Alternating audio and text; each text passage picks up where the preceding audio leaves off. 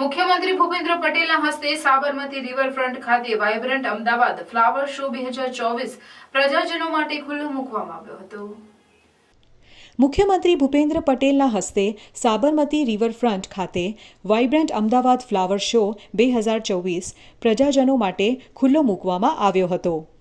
ઉદ્ઘાટન બાદ મુખ્યમંત્રી ભૂપેન્દ્ર પટેલ સહિત ઉપસ્થિત મહાનુભાવોએ ફ્લાવર શોના વિવિધ આકર્ષણો નિહાળ્યા હતા।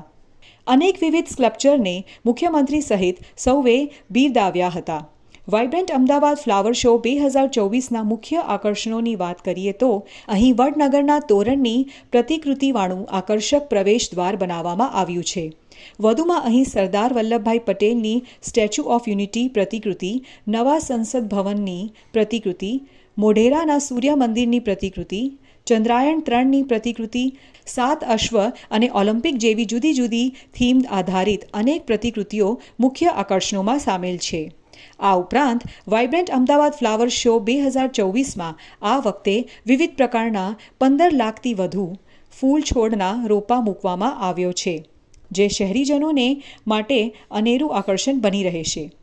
આ ફૂલ છોડમાં પિટુનિયા, ગજેનિયા, બિગોનિયા, તોરનિયા, મેરીગોલ્ડ, લિલિયમ, ઓર્ચિડ, ડહેલિયા, એબ્રન્સ લીલી, કેક્ટસ પ્લાન્ટ, જરબેરા જેવા અનેક દેશી વિદેશી ફૂલોના સમાવેશ કરાયો છે અને વિદેશી ફૂલ છોડના રોપા પણ મૂકવામાં આવ્યા છે। વધુમાં આ ફ્લાવર શોમાં 7 લાખથી વધુ રોપા દ્વારા 400 મીટર લાંબુ ફ્લાવર સ્ટ્રક્ચર પ્રદર્શિત કરાવવામાં આવનાર છે।